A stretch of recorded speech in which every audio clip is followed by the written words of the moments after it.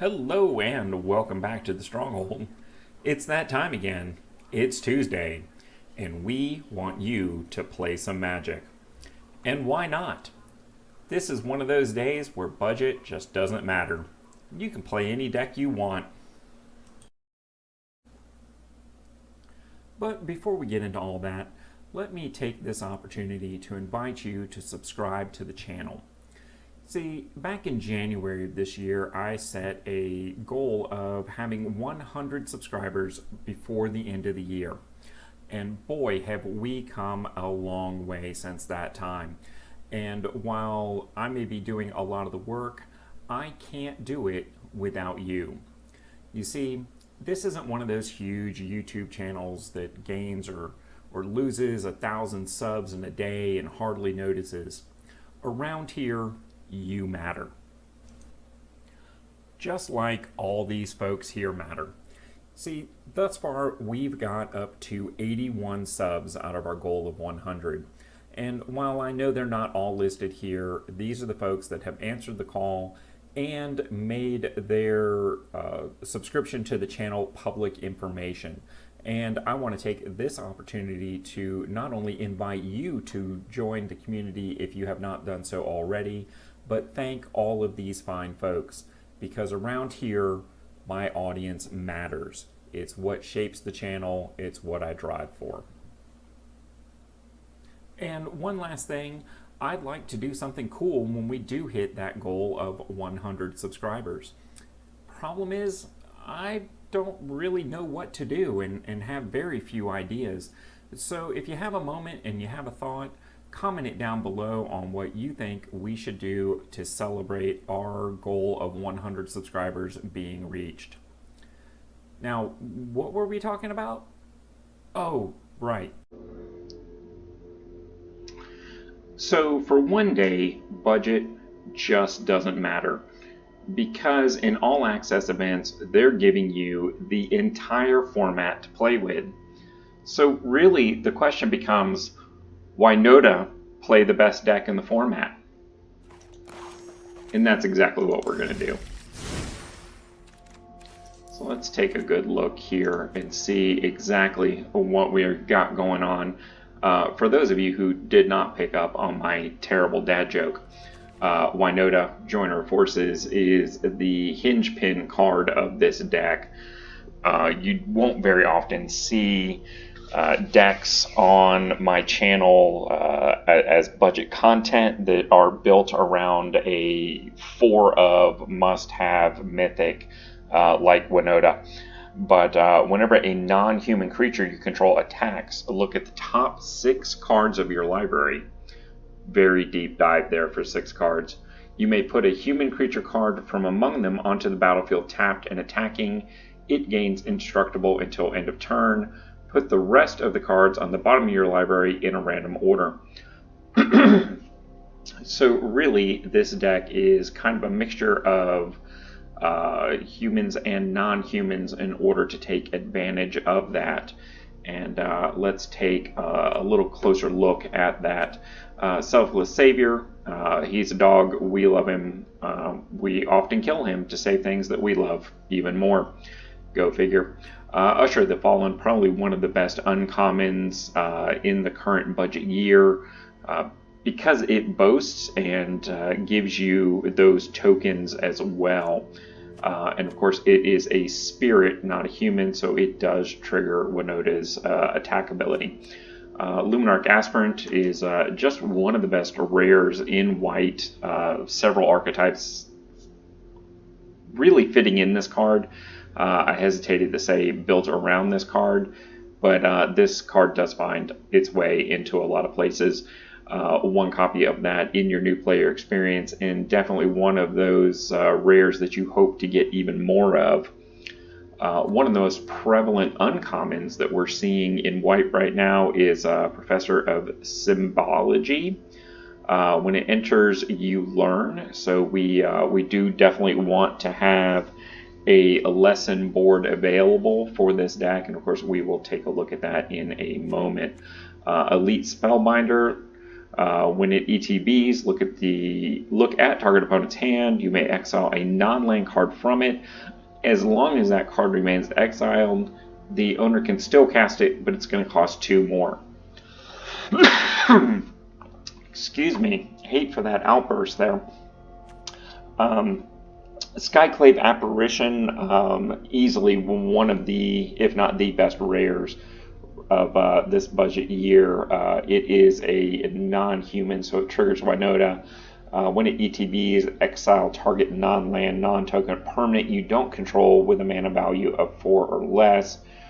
When this card leaves play, the exile card's owner creates a 2/2 blue illusion creature token, so they get an illusion if they deal with it. They never get their card back. Pretty nice. And if you notice so far, we have essentially been mono white here. The first card that we run into that is actually using red is Bone Crusher Giant, because it's standard and we're going to have mountains, so why wouldn't you run Bone Crusher Giant? It's removal. It's a big dumb giant. It triggers Winota. It's good stuff. The last card, also a bit red-ish. Blade Historian. Attacking creatures you control have double strike.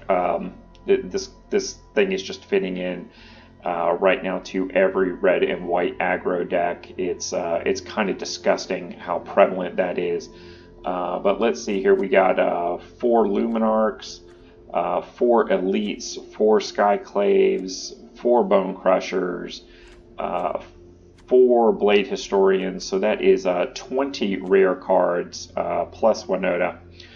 And of course, we haven't even looked at the mana base yet. Of course, it is mostly the white mana base with just a splash of red. We've got 2 copies of Den of the Bugbear in here to give us even more lovely creature options. And when you activate Den of the Bugbear and swing with it, it will also trigger Winota.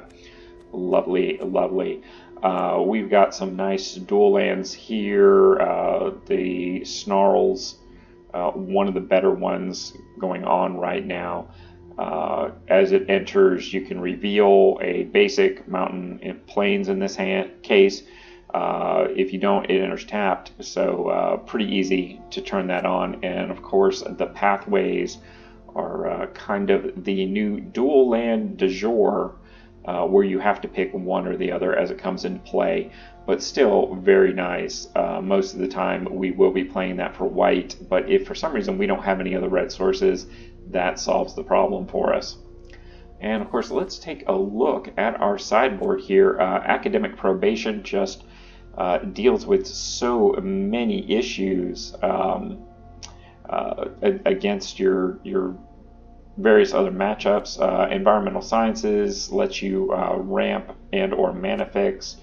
Reduce 2 memory. Exile target non-land permanent is controller. Creates a 3/2 red and white spirit creature token.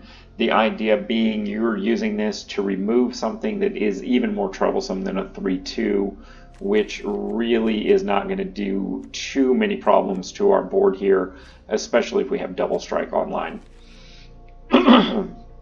Excuse me. Single copy of Start from Scratch just as a problem solver. Either dealing 1 damage, potentially as a finisher. How crazy would that be to get the last point?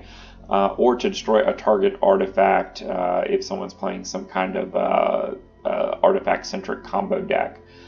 Inkling Summoning, we have talked about this card before. Actually, I take that back. I forgot I've had to change some of the order of my videos. Create a 2/1 white and black Inkling creature token with flying for 3 mana. It's not bad.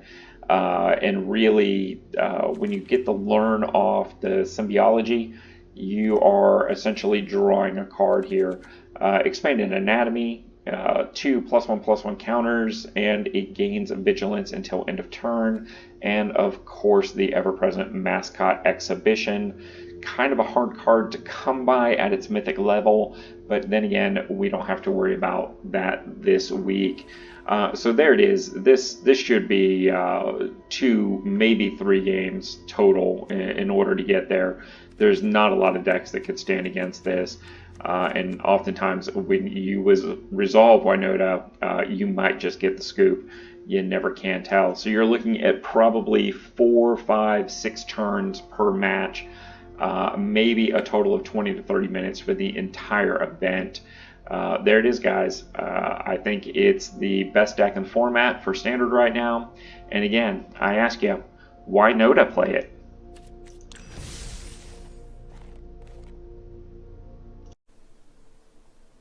Wait, what's that? You didn't catch all that?